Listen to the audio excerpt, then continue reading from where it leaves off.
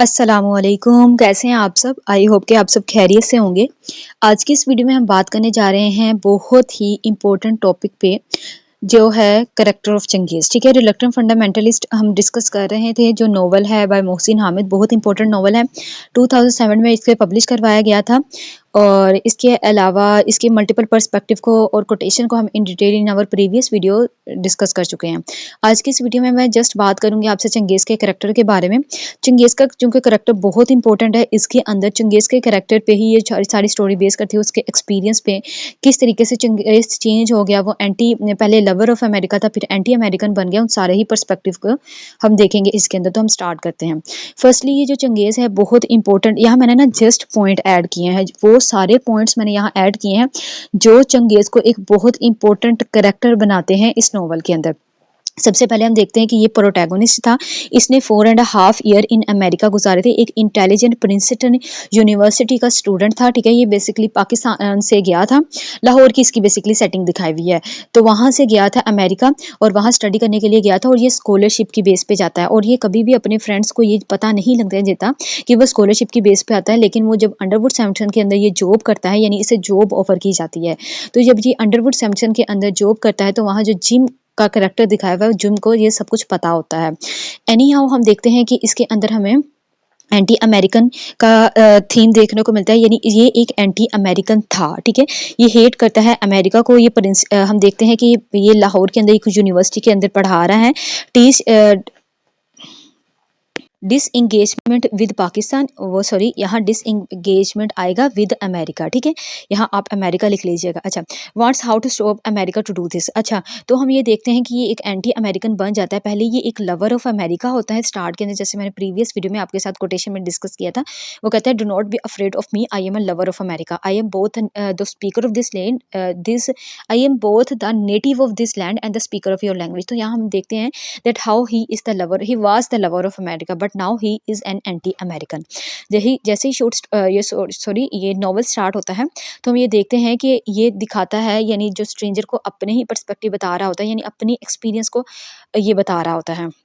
Any how हम देखते हैं कि ये एक रिलक्टेंट फंडामेंटलिस्ट था। ठीक है, हम ये देखते हैं, ये जो टाइटल है इसके थ्रू जस्टिफाइड है कि रिलक्टेंट का मैंने आपको बताया था कि थोड़ी सी हेजिटेशन फील करना, अनविलिंगली किसी चीज़ को करना, और फंडामेंटलिस्ट होता है अपनी बेसिक्स को ना भूलना, स्ट्रॉन्गली बिलीव रखना किसी चीज़ के बारे में। तो ये क्या करते हैं, रिलक्टेंट होता है, थोड़ी सी हेजिटेशन फील करता है when he is expressing his own culture.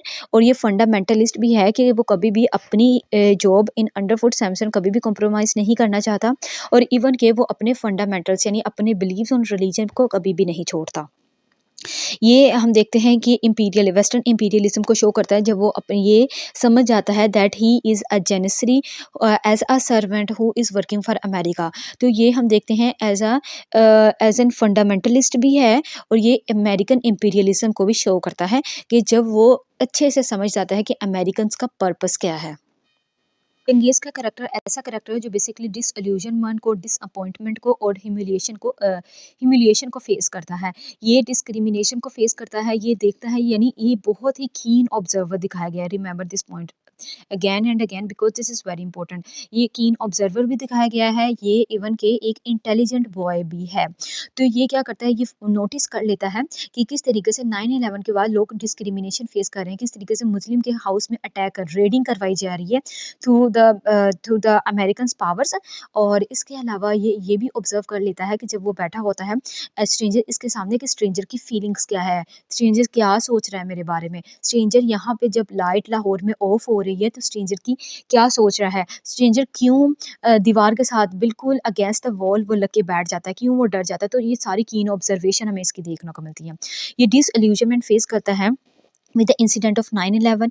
Airport पे इसके साथ क्या होता है कि इसके जब वो एयरपोर्ट पे जाता है तो पहले न्यूयॉर्क के अंदर भी और फिलीपाइंस पे बेसिकली ये एक असाइनमेंट को कंप्लीट करने गया होता है, और वहाँ भी फिर, और जब रिटर्न होता है यानी अपनी वापस आता है न्यूयॉर्क की तरफ, तो क्या वहाँ एयरपोर्ट पे इसे बाकायदा आफ्टर द 9/11 रोक के इसकी चेकिंग की जाती है एक सेपरेट कमरे में जाके। ठीक है, और इस तरीके से वो ये भी डिसइल्यूजनमेंट फेस करता है, ये डिसइल्यूजन हो जाता है कि अमेरिका किस तरीके से हमारे साथ ट्रीट कर रही है, despite everything that what our country had help America, ठीक है।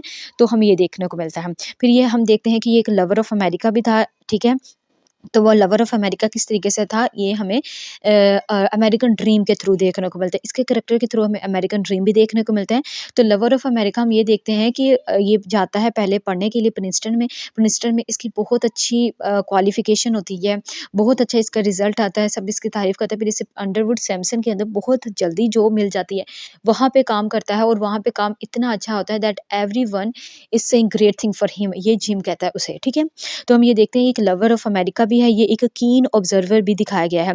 और इस अलावा इसके अंदर हम देखते हैं इसकी चेंजिंग पर्सनैलिटी भी है, कि जब वो अमेरिका जाता है तो अमेरिका की तरह रहना शुरू कर देता है, और जब वो घर वापस आता है यानी कुछ देर के लिए न्यूयॉर्क से वापस आता है अपने घर में, तो वो अपनी घर की चीज़ों को ऑब्जर्व करता है एज़ अ फॉरेनर। वो कहता है कि मैं चेंज हो चुका हूँ और मैं ऐसे अपने आप को ऑब्जर्व कर रहा हूँ कि जैसे कि मैं एक फॉरेनर हूँ।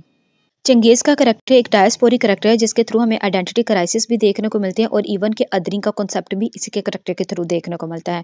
ये आइडेंटिटी क्राइसिस को फेस करता है, ठीक है। ये अपने हाउस को, डायस्पोरा हम देखते हैं ये नॉस्टैल्जिक हो जाता है, डिटैचमेंट फील करता है, होमलेसनेस फील करता है जब वो एरिका के साथ होता है इन हिप। तो क्या करता है जब वो इसके अलावा मैनहट्टन जब वो विजिट करने जाता है, तो फिर भी अपनी जो फैमिली होती है उसे याद कर रहा होता है। तो हम थ्रू एंड थ्रू हम देखते हैं इसके अंदर डायस्पोरा भी है, ठीक है। ये एक डायस्पोरा करैक्टर भी है। आइडेंटिटी क्राइसिस हम देखते हैं कि 9/11 के इंसिडेंट के बाद जो एरिका है वो इसके साथ बिल्कुल चेंज हो जाती है, और ये अपने आप को लाइक क्रिस बन जाता है, और जब वो क्रिस बनता है तो इसकी अपनी आइडेंटिटी कहीं खो जाती है, ठीक है। इवन कि जब वो अमेरिका के लिए वर्क कर रहा होता है तो अपनी आइडेंटिटी ये क्या करता है, ये एरिका को अट्रैक्ट करने के लिए वैसे काम करता है जैसे क्रिस कर रहा होता है। तो इसकी अपनी आइडेंटिटी कहाँ गई, ठीक है। अदनी का कॉन्सेप्ट भी हमें इसके करैक्टर के थ्रू देखने को मिलता है, और ये भी जब ये घर आ जाता है तो इसकी मदर इससे पूछती है कि इस यानी शादी के बारे में इससे ना बातचीत करती है, तो वो ना एरिका को कभी भी एक्सप्रेस नहीं करता। एरिका को अदर समझता है इन आवर कंट्री, और ये खुद भी अदर ही होता है एरिका की कंट्री में। तो हम यहाँ अदनी का कॉन्सेप्ट भी देखने को मिलता है। स्टीरियोटाइप्स हमें इसके कैरेक्टर के थ्रू देखने को मिलते हैं कि ये एक मुस्लिम होती है, मुस्लिम कल्चर को कभी भी ये ड्रिंक नहीं करता, ठीक है। जैसे कि एरिका के फादर कहते हैं कि that you guys have a serious problem with fundamentalism, तो वो इसलिए कहते हैं क्योंकि ये ड्रिंक नहीं करता, और वो ये भी कहता है कि I have a boy, Muslim boy working for me, never drink. तो यहाँ मुस्लिम कल्चर को शो किया गया है, और इसके अलावा ये बियर्ड भी रख लेता है। तो जैसे मैंने आपको प्रीवियस वीडियो में बताया, तो क्या करता है ये बियर्ड इसकी बेसिकली आइडेंटिटी ही होती है, और ये स्टीरियोटाइप्स भी क्रिएट किए गए हैं, जैसे स्ट्रेंजर इससे डर जाता है इनकी बियर्ड से, ठीक है। अमेरिकन ड्रीम हमें देखने को मिलते हैं इसके करैक्टर के थ्रू, यानी अमेरिकन ड्रीम्स का जो कॉन्सेप्ट है वो ये करैक्टर ही है जो बेसिकली अमेरिकन ड्रीम्स के अंदर इंडल्ज होता है। अपनी प्लेयर्स को अपनी डिज़ायर्स इसकी फुलफिल हो रही होती हैं, लेकिन हम देखते हैं ये रेजिस्ट करता है जब इसे पता चल जाता है कि ये अमेरिकन ड्रीम क्या है, किस तरीके से इसे नुकसान पहुंचा रहे हैं, किस तरीके से इसकी आइडेंटिटी को ख़त्म कर रहे हैं, किस तरीके से वो एक नोस्टैल्जिक अमेरिका दिखाया गया है इसके अंदर। तो अमेरिकन ड्रीम हम देखते हैं, अमेरिकन ड्रीम इसे अच्छी जॉब मिल जाती है, इसकी लोग अच्छे बारे में अच्छी रैंक हो जाती है, ठीक है, अच्छी पोजीशन आ जाती है, ये सब कुछ, ठीक है। अब हम देखते हैं इसके अंदर इंपॉर्टेंस ऑफ लोनलीनेस भी दिखाई गई है, यानी ये क्या करता है, ये एक जब लाहौर से गया तो लाइक द डोमेस्टिक फैमिली, तो इसकी फैमिली बड़ी थी लेकिन एरिका की फैमिली छोटी थी, तो वो कहते हैं to be alone is a luxury, वो एरिका को कहते हैं। तो इंपॉर्टेंस ऑफ लोनलीनेस भी ये शो करता है, ठीक है, इसके करैक्टर के थ्रू, यानी इसकी थिंकिंग ऐसी दिखाई गई है। अट्रैक्शन टुवर्ड्स अमेरिका होते हैं, और बेसिकली अट्रैक्शन टुवर्ड्स अमेरिका तो है ही, लेकिन अमेरिका इसे अपने purpose attraction towards America and एरिका, ठीक है, अमेरिका प्लस एरिका। तो हम ये भी देखते हैं कि किस तरीके से थ्रू आउट एंड थ्रू एरिका इसे यूज़ भी करती है, ठीक है। मुस्लिम कल्चर को ये रिप्रेजेंट करता है अपनी ड्रेसिंग के थ्रू, अपने जब वो मिलता है एरिका के फादर के साथ अपनी बियर्ड के थ्रू, ठीक है। तो these are the multiple concepts, या हम कह सकते हैं इसकी पर्सनैलिटी ऐसी थी, ये हम सारे ही पर्सपेक्टिव देखते हैं जब हम चंगेज़ के करैक्टर को डिस्कस करते हैं। ये जो सारे मैंने यहाँ पॉइंट्स लिखे हैं, बेसिकली मैंने आपको रिलेट करके बताया that how these perspectives are important in the character of Genghis. तो किस तरीके से हमें देखने को मिलता है, और यहाँ पे कुछ मैंने कोटेशंस लिखी हैं, बेसिकली ये सारी वही कोटेशंस हैं जो मैं आपको प्रीवियस वीडियो में बता चुकी हूँ। तो अगर आपने दोबारा से इस कोटेशन को इसी के अंदर ऐड करना है तो मैं आपको थोड़ा-सा पढ़ देती हूँ, ठीक है? तो वो इस पहली कोटेशन डायस्पोरा के बारे में, दूसरी स्टीरियोटाइप्स, नॉस्टैल्जिया के बारे में, अमेरिकन ड्रीम यानी जो सारे मैंने पर्सपेक्टिव आपको बताया उसी से रिलेटेड यहाँ में कोटेशन लिखी है। वो कहते हैं I am both a native of this city and the speaker of your language, तो डायस्पोरा के बारे में लिखी गई है। आई सी आई हैव अलाउड यू, तो ये स्टीरियोटाइप्स के बारे में बताया गया है ये कोटेशन इस कोटेशन के अंदर, ठीक है? तो आप इस कोटेशन को पढ़ लीजिएगा, वीडियो को थोड़ा-सा स्टॉप कीजिएगा और स्क्रीनशॉट ले लीजिएगा, ठीक है? मैं 2 सेकंड के लिए यहाँ पे अपनी वीडियो स्टॉप करती हूँ, तो आप इसका स्क्रीनशॉट ले सकते हैं। Okay. And now we are going to conclude our novel, The Reluctant Fundamentalism, by saying that this is the most important and evergreen novel that is written in the perspective of 9/11, यानी in the backdrop of 9/11, Islamophobia के background के अंदर इस novel को लिखा गया है। Multiple perspective इसके अंदर हम देखें, ये पोस्ट कलोनियल बेस्ड भी नॉवल है जिसके अंदर हमें multiple perspective of post colonialism भी देखने को मिलते हैं, diaspora, identity analysis and so on. ठीक है, इसके अंदर हम जो थीम्स मैंने डिस्कस किए हैं आपके साथ वो बहुत इंपॉर्टेंट थे और इसका टाइटल बहुत इंपॉर्टेंट है। इसको आप जो मल्टीपल पर्सपेक्टिव और कोटेशन और इसका चंगेज़ का करैक्टर ये बहुत इंपॉर्टेंट है, ठीक है?